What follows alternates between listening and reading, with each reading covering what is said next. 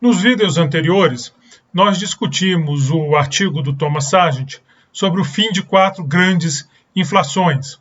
E nós vimos um padrão lá dentro que envolvia essencialmente uma mudança de regime, com uma mudança na política monetária, em particular, impedindo que o Banco Central financiasse o governo, e aí as emissões inflacionárias, digamos aqui, aquelas sem lastro, e um esforço de ajuste fiscal. Esse era um padrão. Em algum momento também uma mudança do nome da moeda. Bom, agora vamos ver como acabou a inflação descontrolada no Brasil, ou seja, o que foi o Plano Real, que foi exatamente onde isso aconteceu.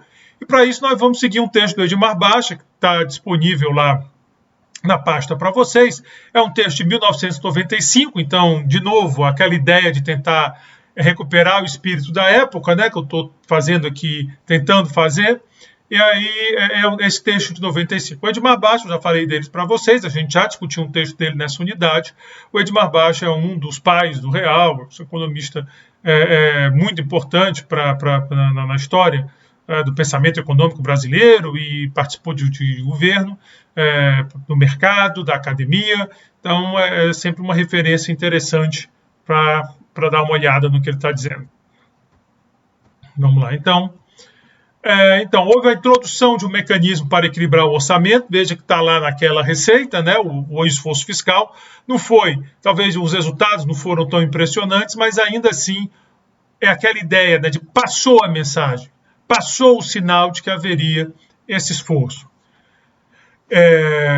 Estabelecimento de uma unidade de conta para alinhar preços relativos da economia à unidade real de valor. Isso é uma característica interessante. O real ele não ficou com câmbio fixo, ele depois teve um regime de bandas, mas o que ele teve, e isso é uma característica, talvez isso tenha sido assim, a inovação do Brasil, a engenharia financeira e econômica dos autores do real, talvez por isso, uma das razões de que eles são tão festejados até hoje, é que eles bolaram um problema que você tem, e que nós discutimos lá no Lizarb, né, no outro texto do Baixa, é que como é que se ajusta os preços relativos? Então, eu vendo uma inflação gigantesca, e quando a inflação é gigantesca, meses importam em termos de inflação. E aí eu tive o meu reajuste em março, você vai ter o seu em junho, em maio vem a inflação acaba. Como é que a gente fica nessa história? Porque você deve ter tido o seu há muito mais tempo do que eu, você estava esperando um que não teve, isso dá um monte de distorção. O empresário reajustou numa semana, o outro na outra. Então, esse alinhamento é importante.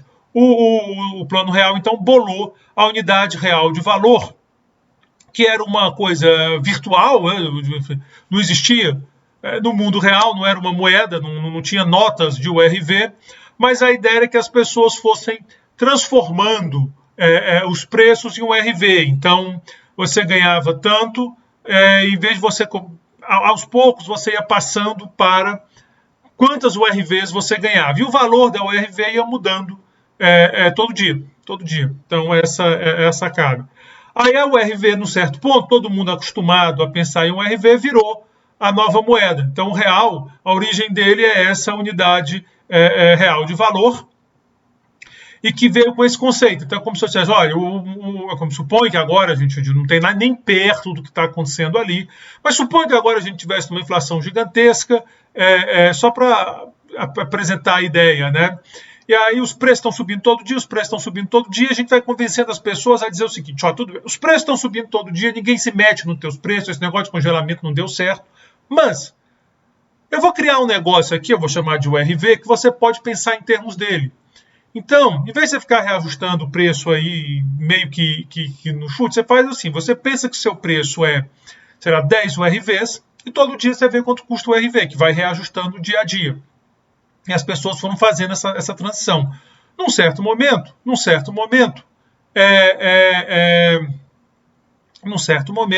a gente diz, vamos fazer o seguinte, já que está todo mundo com o URV na cabeça, vamos transformar o URV numa moeda real, e jogo feito. Continuamos assim. Então, essa foi uma sacada muito boa, porque evitou esse amarrado no dólar, que aconteceu, por exemplo, na Argentina, onde eles fizeram uma lei de conversão peso e dólar para tentar segurar as coisas. Então, é isso, calma. É isso mesmo. Não, aqui é outro. Então, é isso mesmo.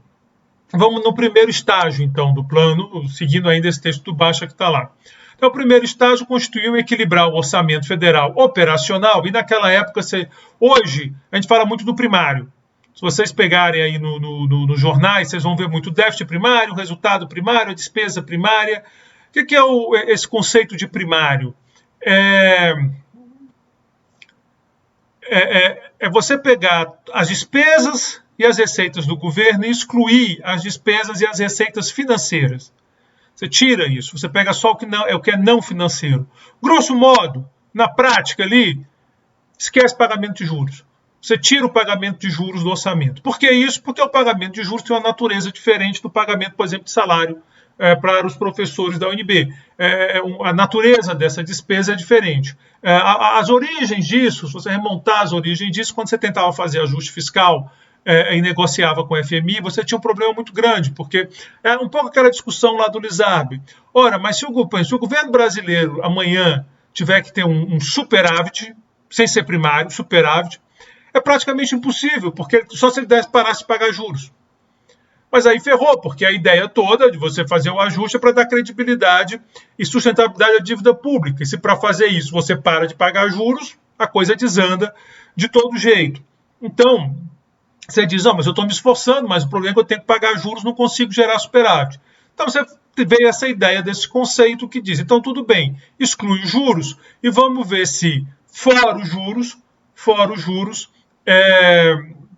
você está tendo superávit ou déficit. Então, quando a gente fala que hoje, por exemplo, o governo brasileiro está tendo déficit primário, quer dizer que a receita do governo não consegue pagar nem sequer as despesas não financeiras dele. Ele não consegue pagar. E como é que ele faz para fechar o mês? Pega mais dinheiro emprestado. É o que ele tem para fazer. Então, quando vocês ouvem falar, às vezes, a arrecadação de impostos vai toda para juros, cuidado. Estritamente falando, a arrecadação de impostos não está pagando nem as despesas não financeiras. Então, ao contrário, o pessoal que está financiando o governo para terminar de pagar suas despesas, mais os juros. O governo praticamente refinancia juros. Essa é a realidade do Brasil. Por isso que desde 2015, desde o PT até o Bolsonaro, todo governo fala em ajuste fiscal, porque é uma situação realmente muito difícil. Imagina que você não conseguisse pagar suas contas, esquece o cartão de crédito, esquece os juros do cartão de crédito, para ser mais preciso, você não consegue pagar nem suas contas e você tem que continuar excluindo essa parte de juros de banco que você porventura esteja devendo, mas no meu exemplo você está com uma dívida grande, você não consegue pagar nem sequer as suas despesas não financeiras, escola, supermercado, aluguel, e você ainda tem que se endividar para pagar, rolar os juros e rolar a dívida. É um pouco essa situação, mal comparando, é claro, mas esse é o quadro, e é isso daí que vem esse discurso constante, né, que esse é um negócio curioso, porque da esquerda à direita, né, do PT ao Bolsonaro, desde 2015, na verdade desde final de 2014, se a gente quiser cravar, todos os governos, sem exceção, Dilma, Temer e Bolsonaro, ministro Levi, estritamente falando, começou com Mantega em 2014, ministro Levi, ministro Nelson Barbosa, ministro Meirelles, ministro Eduardo Guardia, ministro Paulo Guedes, todos, sem exceção, falando de necessidade de ajuste fiscal quando estavam no cargo. Então, esse é essa confusão, porque o nosso primário está em déficit, está negativo mesmo do primário. O operacional, que é o que ele fala aqui, é um pouco mais tricky, né, como a gente fala, um pouco mais sutil. Mas vamos lá. Quando a gente está falando daquela inflação gigante, a gente já discutiu aqui a ideia de correção monetária. A ideia de que parte daqueles juros que o governo paga é para repor a inflação. O resto é os juros propriamente dito, às vezes fala juros reais. Então, quando você pegava o valor do pagamento de juros, gigante, você pode fazer essa conta hoje em dia também. Estritamente falando, hoje, se você pegar a Selic como referência de juros do governo, mais ou menos, mas se você pegar, a taxa de juros real aqui no Brasil está negativa. ele está pagando menos que a inflação. Tanto para trás, se você pegar a inflação acumulada nos últimos 12 meses, quanto para frente, se você pegar a expectativa de inflação, ambas estão maiores do que a meta fixada para a Selic. Mas suponho que por muito tempo foi maior. Então, suponho que você tem, sei lá, a taxa de juros está em 20%, a inflação está em 5%. A diferença, você tem 5% desses 20% está repondo a inflação, os outros 15% sim, juros, nesse sentido você pode pensar juros real. Só que naquela época não era 15 e 20, naquela época era 1.000. Né? Era 1.500 e 1.000 os negócios, mas 1.500 e 1.000 não. Mas 1.500 e 1.450, sei lá. Quer dizer, uns números muito gigantes. Então fazia sentido separar para nível de orçamento. E o operacional era esse, ele considerava a despesa financeira, o pagamento de juros, porém excluía a parte que era só correção monetária. Você olhava só o que de fato era juros real que o governo estava pagando. Então era um conceito muito utilizado naquela época, bem utilizado. Hoje ele não é que ele perdeu o sentido, ele continua tendo sentido, mas ele cai em desuso. Mal se fala desse conceito operacional, tá? Operacional. Mas vocês ainda encontram, em especializados você ainda pode encontrar. Mas não está mais na boca do povo. Ali por 14, 15, que a inflação subiu e estava aquela confusão nas contas públicas no governo Dilma, ainda se cogitou recuperar o conceito. Depois a inflação caiu, o pessoal ficou calmo. Então a ideia era equilibrar o orçamento federal operacional através de cortes profundos na proposta orçamentária para 94. Então você tinha uma proposta, você tinha uma proposta para 94. 94 foi o ano que o plano foi implementado e o governo então começou a trabalhar para conseguir esses cortes. Para acontecer esses cortes, né, a implementação desses cortes requereu a aprovação pelo Congresso de uma emenda constitucional. Então, isso é uma coisa muito complicada no Brasil, realmente, porque toda vida que você precisa de um ajuste fiscal, você precisa mexer na Constituição, é muito difícil, porque a despesa do Brasil é muito carimbada, né, o que chama de obrigatória, muito carimbada. Então, 90 e muitos por cento da despesa, com a crise, né, ficou mais complicado ainda, o ajuste fiscal cortou muita despesa que não era carimbada, chamavam discricionárias, agora é sujeita à programação financeira, mas aquelas que o governo tem controle, do gosto dele, digamos assim, ficou muito pequeno. Então, você é 90 e muitos por cento, 95%, 96%, eu acho, está por aí, é despesa que o governo não tem muito o que fazer. A lei que diz, por exemplo, pagar meu salário. O governo não tem como dizer, Roberto, estou sem caixa, não vou pagar teu salário. Não pode fazer isso, senão ele toma um monte de processo. Pagar a aposentadoria, ele é obrigado a pagar. Essas despesas que são obrigatórias por determinação legal e muitas vezes para mexer nisso você tem que ir até a Constituição. Foi o que aconteceu na época, eles conseguiram aprovar essa emenda constitucional, ficou conhecida como Fundo Social de Emergência, que permitia a esterilização para os anos fiscais de 94 e 95 de 20% dos gastos vinculados. O que esse nome bonito está dizendo? Permitia cortar esses gastos vinculados, não mexer nesses gastos, mas tinha que ser via Constituição. Então, quando você mexe em Constituição, por outro lado, você passa um recado forte. Então, esses caras estão falando sério, eles estão indo mexer na Constituição do país, não é que ele fez uma portaria ali no Ministério ou coisa parecida. Então, isso dá uma segurança. De novo, pensem aqui no conceito do Sargent de mudança de regime crível, a ideia de você convencer a sociedade que dessa vez você está levando o negócio a sério.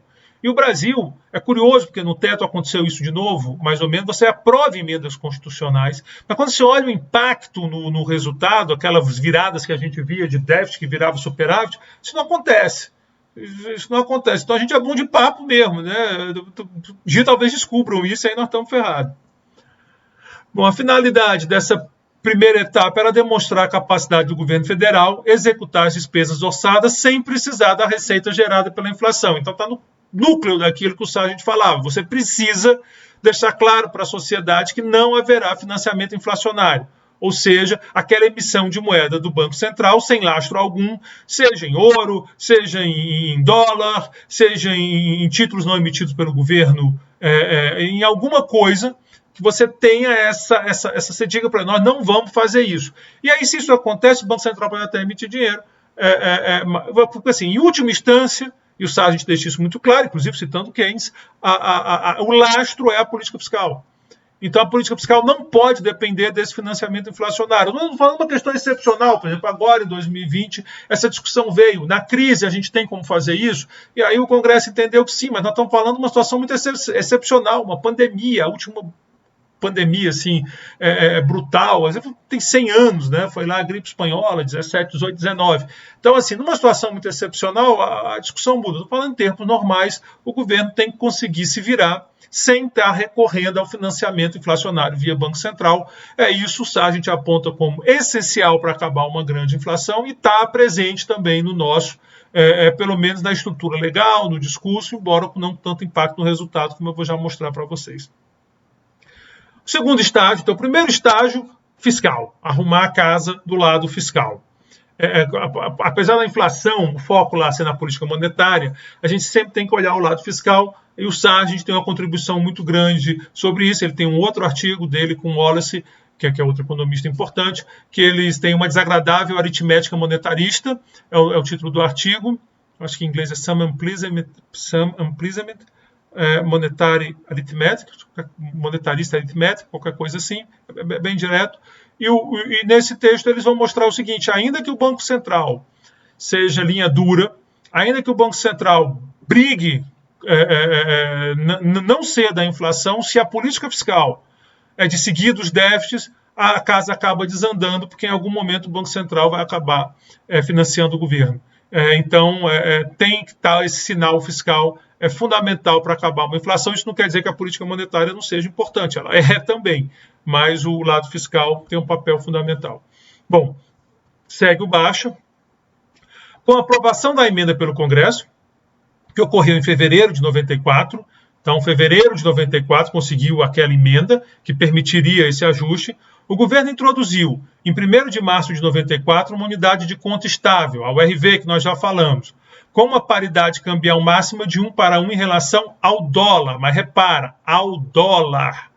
O RV dólar, o real nem existia nesse momento, e a moeda do Brasil, não sei se o cruzado novo, ou seja lá o nome que fosse, mudava tanto que a gente não consegue lembrar, também não tinha nada a ver com isso. Era o RV presa ao dólar. Por que isso? Para dar confiança ao RV. E era máximo, então tinha margem de flutuar para baixo. Com poucas exceções, permitiu-se que todos os contratos da economia fossem convertidos a esta nova unidade de conta. Então, os contratos iam sendo convertidos e as pessoas iam convertendo, porque ficava mais fácil pensar numa moeda, uma moeda, mas num conceito estável, do que numa coisa que ia mudando de valor o tempo todo, uma velocidade impressionante, que era a moeda brasileira naquela época. Então, excluindo-se salários, aluguéis residenciais, mensalidades escolares e preços e tarifas públicas, o termo de conversão poderia ser acordado livremente entre as partes contratantes, desde que fossem abolidos os prazos de reajuste inferiores a 1 ano. Então, de novo, aqui a ideia de quebrar a indexação, que é uma característica, aí é muito peculiar da economia brasileira, tudo muito indexado mesmo. Então, você não pode ter reajuste do contrato no prazo de 1 ano. Então, você vai renegociar lá teu aluguel, o aluguel residencial foi uma das exceções, mas você vai reajustar lá o teu contrato, a tua prestação, ou seja lá qual, você está livre para fazer os termos do contrato, mas você não pode mais ter cláusula de reajuste em períodos menores do que 1 ano. A ideia é exatamente quebrar essa indexação forte da economia. A principal finalidade dessa segunda etapa do plano era alinhar os preços relativos mais importantes da economia, uma vez que a existência de contratos indexados, com datas de reajustes diferentes, implicava uma grande dispersão desses preços a cada momento, com algumas delas tendo sido reajustadas recentemente e outros uma grande defasagem. O exemplo que eu dei. Eu tive reajuste de salário semana passada, você vai ter daqui a 3 meses. No ambiente de inflação baixa, não é grandes coisas. Mas no ambiente de inflação totalmente descontrolada, isso é muita coisa. A gente está falando, a inflação no Brasil chegou, salvo engano, em 89 a 89% ao mês, amigão.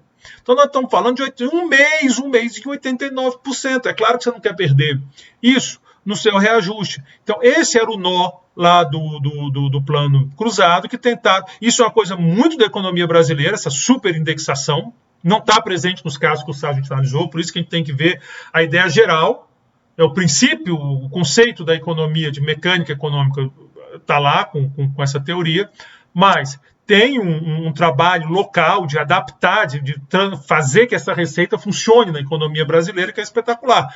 Nos anos 80 tentaram fazer com congelamento, deu muito errado. Agora bolaram um jeito muito mais sofisticado para fazer isso, que foi criando essa URV com esse conceito de reajuste. Então, ela vai reajustando.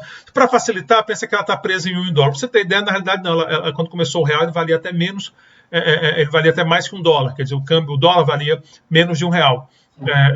Mas pensa 1 para 1, só para facilitar aqui meu exemplo. Então, suponho que eu criei o RV vale $1. À medida que você vai começando a pensar em URV, e se for de 1 para 1 é o mesmo que pensar em dólares, você não precisa mais ir pensando na moeda antiga.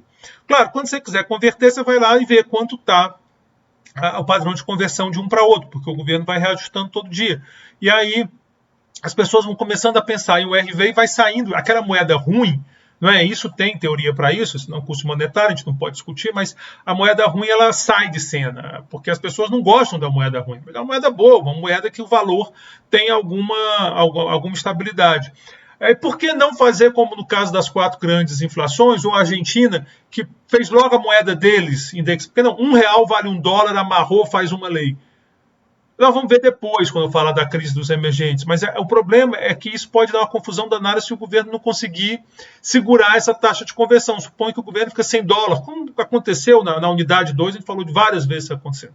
Desaba tudo, foi o drama da Argentina.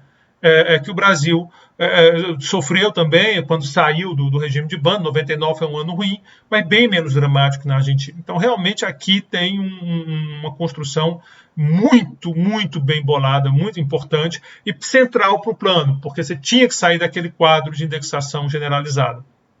Então, essa é a sacada, talvez seja uma das mais festejadas do Plano Real, porque ajuste fiscal, já sabia, a teoria já dizia, faz isso. Tem que fazer um ajuste fiscal, tem que cortar essa ideia de que o governo só fecha a conta com financiamento inflacionário. Isso todo mundo já sabia. Mudar o nome da moeda também estava lá. As experiências, o próprio Brasil já tinha feito isso várias vezes. Aqui teve um mecanismo muito, muito, muito elaborado, muito bacana. E aí o terceiro estágio. No 1º de julho de 94, após 4 meses de conversões de contrato, o governo começou a emitir a URV como a nova moeda do país, agora denominada real, cuja paridade cambial foi estabelecido o valor máximo de 1 para 1. Não quer dizer que era $1 igual a R$1, ele podia valer menos. Podia valer menos. O dólar podia valer menos de R$1, ele não podia passar disso. É como se o câmbio fosse abaixo de 1. Acima de 1 ele não ia, o Banco Central entrava em campo. O Banco Central tem dólar guardado, ele pode vender dólar e vender, ou fazer, eu tenho swaps, que é uma operação financeira, mas o conceito é parecido, só é mais sofisticado e tal, mas no sentido de botar dólar para segurar. O Banco Central teria que segurar nesse caso, e depois entrou num regime de bando onde tinha um superior e um inferior e o câmbio flutuava ali dentro. Lá na frente, isso, mesmo assim, com essa margem de flexibilidade, o negócio desandou e aí foi preciso redesenhar essa parte, quase que uma nova etapa do Plano Real, um novo plano, que veio já com Armínio Fraga, né, o tripé macroeconômico. Mas a gente vai falar mais na frente. Em conformidade com a proposta inicial do programa, que tinha muito uma preocupação de não assustar as pessoas. Do plano cruzado em diante, criou-se uma tradição que o governo, de uma hora para outra, baixava tudo e a vida das pessoas virava de ponta cabeça. Isso talvez tenha chegado ao máximo com o plano Collor, onde ele foi lá e ainda tirou o dinheiro que as pessoas tinham no banco. Eu pago daqui a 2 anos. Então, mas você queria agora o dinheiro, não daqui a 2 anos. Então havia uma preocupação muito grande de dizer, dessa vez vai ser diferente. E foi. Então as coisas eram com muita antecedência, de vai acontecer isso. No caso, foi com 30 dias de antecedência, o governo disse, olha, daqui a 1 mês, daqui a 30 dias, nós vamos mudar a moeda do país, ela vai passar a ser real, mas não tem problema, as coisas vão continuar como estão, só que essa moeda ruim, que vocês já não gostam mesmo, vocês já gostam de pensar em URV, ela sai de cena. Então, a data de conversão foi anunciada, não havia surpresa, e a conversão foi R$1 para 2.750 cruzeiros reais, que era exatamente o valor da URV em 30 de junho de 94. Então, em 30 de junho de 94, uma URV estava valendo 2.750 cruzeiros reais, que era a moeda de então, no Brasil. Se eu não anotar esses nomes, eu não lembro, porque realmente era muita moeda mudando. E aí foi o valor que pegou. Então foi R$ 2.750. Algumas pessoas criticam, né? Só economista podia ter uma ideia de mandar as pessoas dividirem por 2.750. Antigamente, geralmente, se dividia por 1.000. Você vê que lá nas 4 inflações dividiu até por trilhão, mas era sempre um número cortar zero, né? Mas aqui não é que foi isso, né? O objetivo era o valor da URV. Mas tem um lado interessante, porque era perder a memória. A ideia era tirar a memória. E quando realmente dividindo por 2.750, a memória fica mais difícil fazer de cabeça essa conta o tempo todo, para ficar pensando quantos cruzeiros vale isso. Então, ainda teve esse lado aí que ajudou. Então, tudo que estava em cruzeiro foi convertido, passou a se chamar reais, a essa taxa. Então, se você estava me devendo R$ 27.500, 27.500 cruzeiros reais, agora você me devia R$ 10. Né? Então, foi assim que aconteceu, e foi assim que foi feito. Então, você vê os estágios. Primeiro, arrumar a casa do lado fiscal. Primeiro passo. Segundo passo, encontrar um jeito de superar o problema da indexação, que no passado pensou-se em quebrar com aquela ideia, congela os preços e faz uma reposição de salário pela média, com bônus. Isso não funcionou, tentou, não funcionou. Aí veio essa ideia da URV, que era essa transição lenta entre uma moeda e outra, com no meio essa unidade real de valor, que, apesar do nome unidade real de valor, era uma coisa meio fictícia, porque ela não estava lá, não era um pedaço de papel que você pudesse botar no bolso e carregar. Bom, aqui vale alguns números, só para a gente enxergar esse esforço. Esse aqui são o resultado fiscal do Brasil em % do PIB entre 86 e 2006. Estou pegando essa janela porque o que me interessa mesmo é 94. Mas vai dar uma janelinha boa, que eu marquei aqui, 93, 94. Esse vermelho é o nominal. Essa queda brutal do nominal não deve impressionar, porque o nominal é muito carregado por correção monetária. À medida que acaba a inflação, a correção monetária acaba junto. Então, isso aqui, que é aquilo também que a gente discutiu no ISAB, né? Se você pensa que o governo está pagando sobre a dívida dele um juros que é X, que é o juros real, mais P, que é a inflação, se esse P que era 1.000 e tanto vai para zero, você tem essa queda muito forte. Na realidade, isso aqui que é uma anomalia absurda, típica de um processo completamente descontrolado de inflação que nós passamos. Então, a partir do plano real, a queda da inflação traz para baixo esse cara que é o nominal. Traz para baixo a necessidade de financiamento do governo, no sentido nominal, porque o Banco Central chama necessidade de financiamento do governo, quando o governo precisa se financiar. Então, traz para baixo. O azulzinho é o operacional, que era o alvo do governo. Vocês veem realmente que tem uma queda de 93 para 94, mas depois volta. Chega a ter um picozinho aqui. Aqui é quando o mundo acaba. E aí, esse aqui é o ajuste fiscal do Lula. Esse aqui é o Lula. Você vê que as bases tem essa daqui e tem o Lula de novo, né? O Lula ele fez um ajuste fiscal no começo, porque ele também pegou um problema inflacionário. Claro que não do tamanho do que o Fernando Henrique tinha pego, né, o Itamar, depois o Fernando Henrique, mas ainda assim um problema já assustando, né? A inflação tinha dado 12 alguma coisa por cento, que já era um valor alto, a gente estava acostumado com valores bem mais baixos, e o Lula tinha que sinalizar. Então ele não tinha uma inflação descontrolada quando chegou, muito pelo contrário. Muita gente diz que essa inflação aconteceu por conta da própria ansiedade do mercado com a possibilidade do Lula ser presidente, já que o Lula tinha um histórico.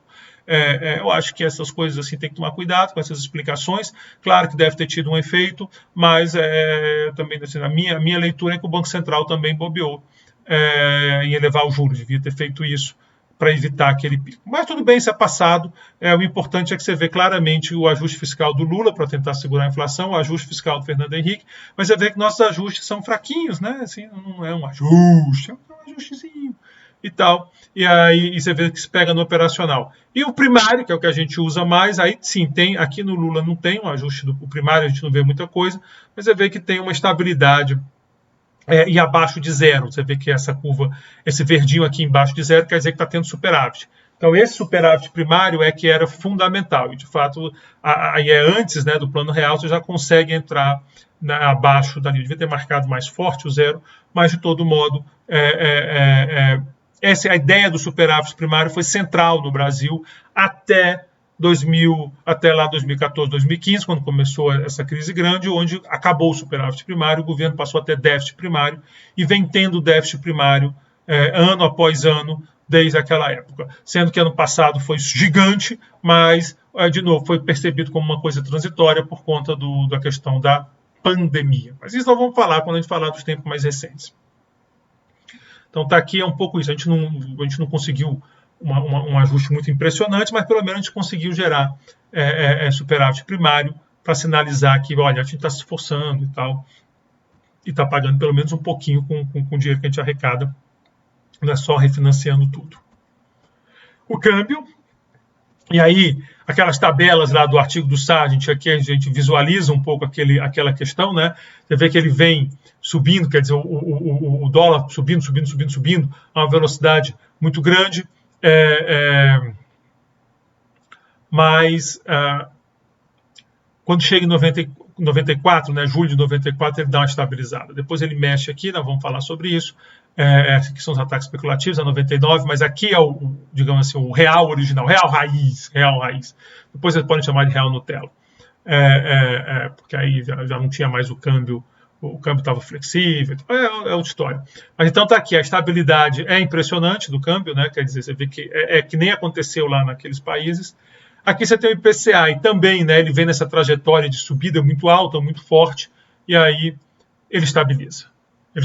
Né? Aqui não é a inflação medida pelo IPCA, é o índice de preço propriamente dito. Então é como esse índice geral de preço que sobe a uma velocidade alucinante e estabiliza também muito rápido.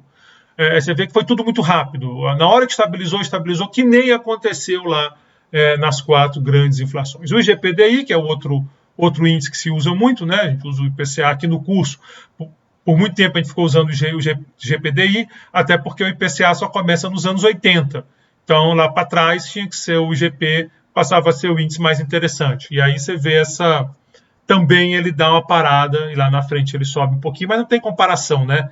Você vê que aqui de 94 até 10 anos para subir isso, enquanto que aqui, essa subidona aqui também 10 anos. Não tem nem comparação do que era e do que foi o processo inflacionário. Aqui é uma característica importante que é a política monetária. Hoje a política monetária não está avaliada em termos de juros. Eu já comentei isso, não é em termos de emissão de moeda e tal. O instrumento do Banco Central é juros e ele usa os juros, então, para ajustar o mercado. E repara que depois do plano, os juros ficou quase o tempo todo, com algumas exceções aqui, acima do IGPDI.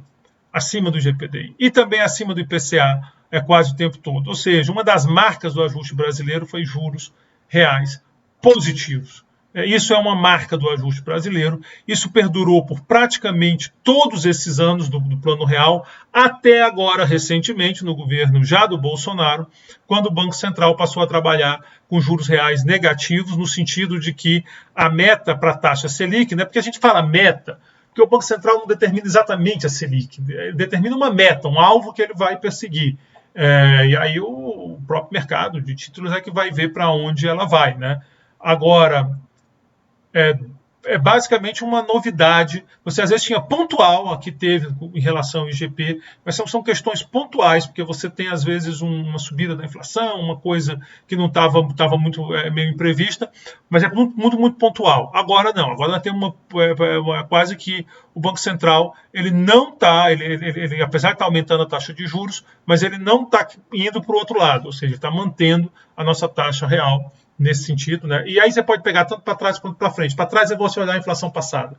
Para frente é você olhar a previsão de inflação. Ambas estão maiores que a meta da Selic. Então, essa característica está sendo mudada nesse governo atual. Talvez por isso que a inflação esteja subindo. Isso é uma discussão gigante, mas depois a gente vai falar quando a gente falar do governo atual. Fica claro aqui que houve um aumento na taxa real, né? Fica claro aqui. Eu estou fazendo ex-post, que é o que você desconta a inflação passada, mas fica claro, né? Fica bem. O desnível aqui, apesar daqui a variância ser muito grande, até porque tinha lá a inflação descontrolada, mas o desnível dá para ver o desnível. Bom, o desemprego tem uma subida muito alta na sequência, então tem aquele padrão da Áustria, né, que tem uma subida muito alta, mas depois ele cai, não de maneira tão suave. Então você vê uma subida muito grande do desemprego logo na sequência da estabilização, depois uma queda, que é 2001 tem uma balançada na economia, tem racionamento de energia, depois 2002 a inflação meio que sai de controle, e aí depois ele volta a cair, e aí tem uma sequência de queda muito forte até 2014. Aí 2015, com altos e baixos, mas a tendência, né, a tendência é de queda. Então esse é o plano real. Ele rompe aquela tradição de planos heterodoxos, ele rompe aquilo, e ele aposta num ajuste fiscal, com a necessidade de uma emenda constitucional, inclusive. Ele aposta numa engenharia financeira, econômica, para quebrar a indexação, que consiste em criar uma moeda virtual, digamos assim, mas não no conceito de hoje, né, de Pix e Bitcoins, não. Uma moeda no sentido de que só existe na cabeça das pessoas, mas que as pessoas foram se acostumando com ela, até que no momento disseram, sabe essa URV? Ela agora vai ser a nossa moeda e vai se chamar real. Cai o U, cai o V, fica só o real. Então, essa talvez seja uma das coisas mais marcantes do plano real. O ajuste fiscal, realmente a gente não fez na intensidade que talvez tivesse que ter feito, e a gente pagou esse preço várias vezes. Mais de um momento o Brasil teve que correr para fazer ajuste fiscal. 2015 foi talvez o caso mais dramático nesse sentido, mas o preço de não ter feito o ajuste que tinha que ter sido feito, talvez com mais ênfase lá no começo. E a política monetária, se tem alguma crítica, é que o Banco Central exagerou, mas dificilmente alguém pode acusar o Banco Central de ter sido muito expansionista nesse período. Pelo contrário, as taxas de juros ficaram bem altas a maior parte do tempo. Eu termino esse vídeo aqui apresentando essa base do plano real, e no próximo nós vamos falar da crise que aconteceu. Para isso nós vamos ter que falar de ataque especulativo, aí depois vamos falar da crise dos emergentes e como é que essa primeira fase do plano real foi para o espaço. Ok? Isso para o próximo vídeo. Obrigado pela atenção de vocês.